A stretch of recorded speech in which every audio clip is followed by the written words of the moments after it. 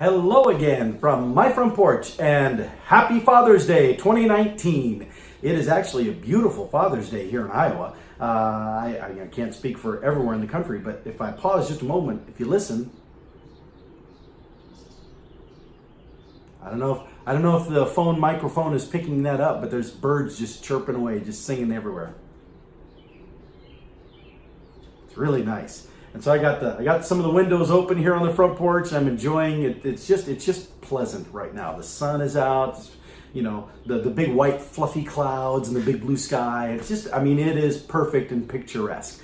And so it is indeed a really good day here in Iowa. And I'm even for Father's Day, I'm even wearing a very fatherly Hawaiian shirt that the kind of shirt that makes my daughter go, "Oh, Dad, really? You're wearing that?" Which makes it a perfect thing to wear on Father's Day. Anyway, as you know, I'm a big history buff, and so I used to actually be licensed to teach it. I guess that makes me a bit more than a buff. Anyway, so I don't know how many of you know the history of Father's Day. It's kind of interesting, the different pieces that had to come together in order for us to have it, because Mother's Day existed before Father's Day. And it wasn't until 1910, a woman named Sonora Smart Dodd up in Spokane, Washington, got it created. She was working at the YMCA there, and apparently went after hearing a Mother's Day message at her Methodist church. Said, you know, this is really great, but why don't we do something like this for fathers too? And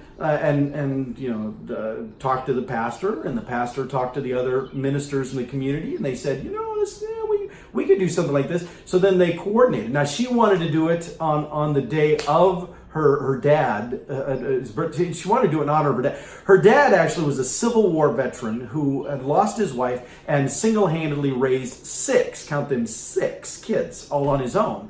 This is way back, Civil War era. And so she wanted to honor and commemorate what he had done in his effort. So she wanted to do it on June 5th, which was her dad's birthday, but that was coming up too fast for because Mother's Day, and it was coming up too fast. So the ministers decided, no, it's a little too quick for us to coordinate everything, get all of us, have a sermon for that day and interrupt the other things that are going on and stuff. So instead they moved it to the third Sunday, and it's pretty much where it has stayed. And so that's where that began. Now here's where the first interesting bit of history intersects with this. Sonora was actually born in Arkansas, and so this is the one detail I don't have the full fact on. But her dad, if she's born in Arkansas and her dad is a Civil War veteran, good chance her dad fought on the side of the Confederacy, and so. Father's Day itself is a holiday that was inspired by the fathering example of a Confederate soldier, Confederate officer.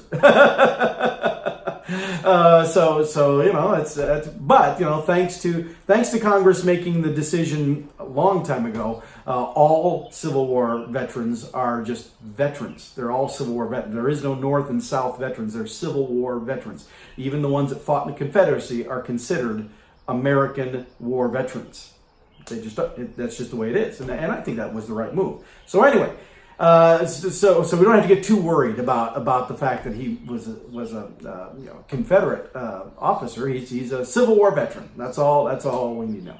Anyway, so she has this idea, and they do this. Now this is 1910. Okay. Well, it doesn't really, it's kind of interesting, but it doesn't really catch on. It doesn't become anything close to what we know it as for a while. Now she did her best to push it. In fact, I think it's 1916, President Wilson actually comes to Spokane to be part of Father's Day festivities that are being done in the city at that time. So, she definitely was working to get it noticed and spread the word about this concept. But it wasn't, she got distracted by some studies that she was doing and stuff in the 20s, and it wasn't really until the 30s that she returned and started really pushing it again and trying to pick up the momentum, getting it going. And this is another interesting intersection with history. She was helped by trade groups, by what we would now call labor unions, because they saw it as an opportunity for recognition. I mean, at this point in time, we still lived in a society where the husband was the main breadwinner of the family, and so a lot of these trade groups were made up of men who were laborers that were supporting their families, and so the trade groups jumped on board with this, saying this is a good idea. This is good recognition for our members. And they pushed for it to be an actual declared holiday that would be another day off for their workers, and so that helped build momentum, and it helped spread the word a little more firmly across the country. Because at that point, when we're talking about it becoming a holiday with time off, there is resistance now. Business leaders that say, whoa, wait a minute. We can't just be throwing around days off nilly-willy.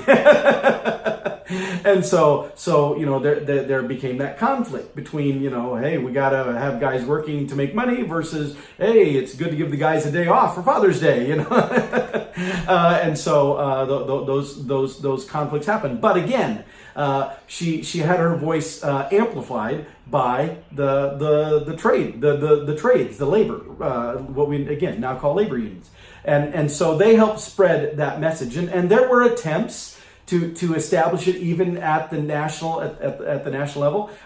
Presidents, several over the years had said, this is a good idea, but fell just short of really pushing it. It wasn't actually until Lyndon Johnson in 1966. It was when we have the first presidential proclamation. Where the president's able to sign something to declare the day of, blah, blah, blah, kind of thing. That was the first time, 1966. And then it didn't actually become an actual official holiday until Congress finally voted on it again. And who was it? Senator Chase Smith from Maine, was she from? Anyway, but it's a female senator. And that's one other little interesting detail I want to point out about this. We're talking about Father's Day. The initial impetus, now the inspiration was this dad who raised his 6 kids, but the founder of it is a lady in Spokane, Washington.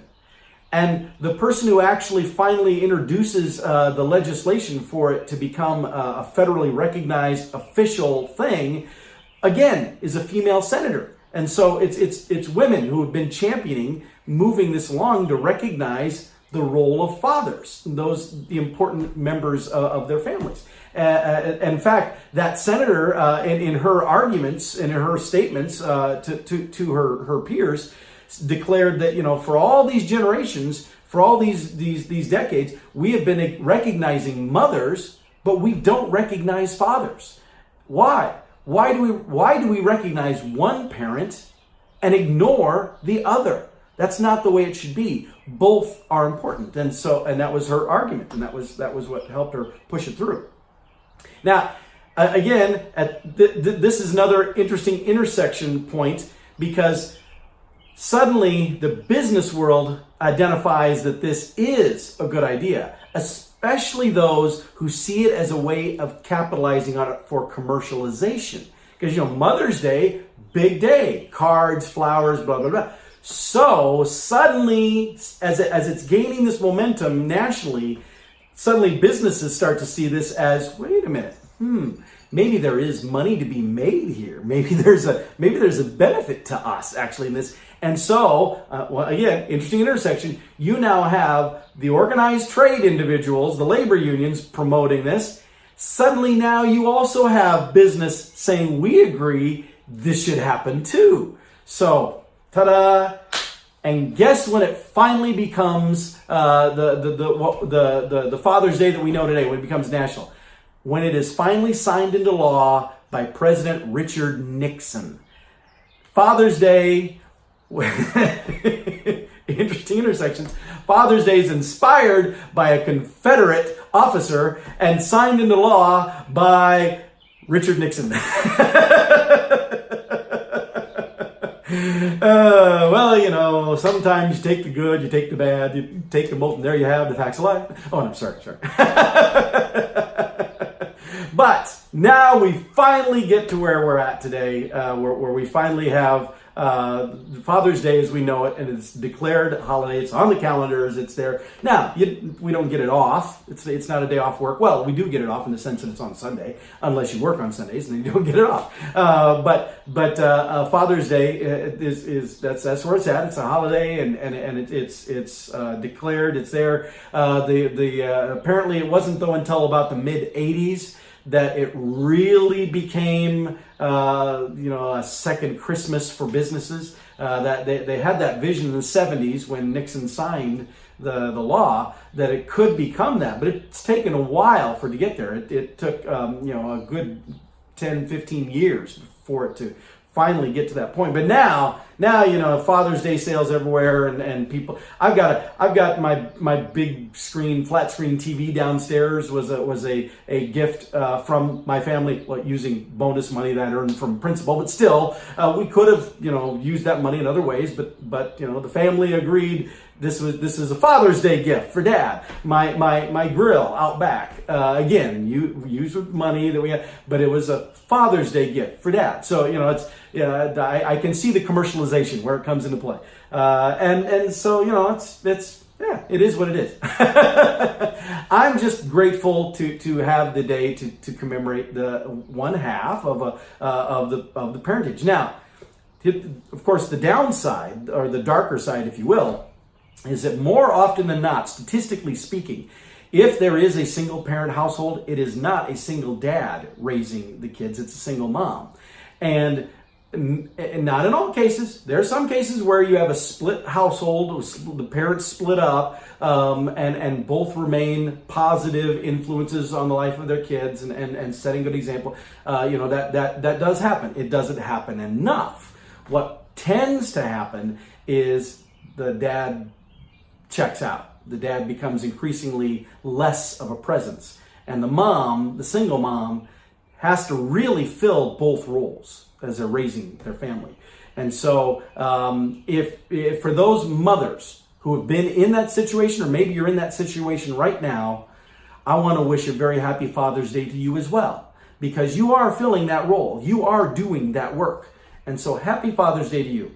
Happy Father's Day to my fellow dads who stay engaged with their children, who support their children, no matter what. Again, you hear stories, you read stories about, when a kid does this or announces that, or, whatever, that, I disown you, you're not my kid. No, I can't subscribe to that. No. There have been times when I've been more proud of my kids than other times, but I've never not loved them. Never. And any guy who has kids that can't say that, I challenge you a bit on that. I push you on that, because a real father not only makes sure that his kids know that he loves them, but does everything he can to always be demonstrating it too. So, there you go.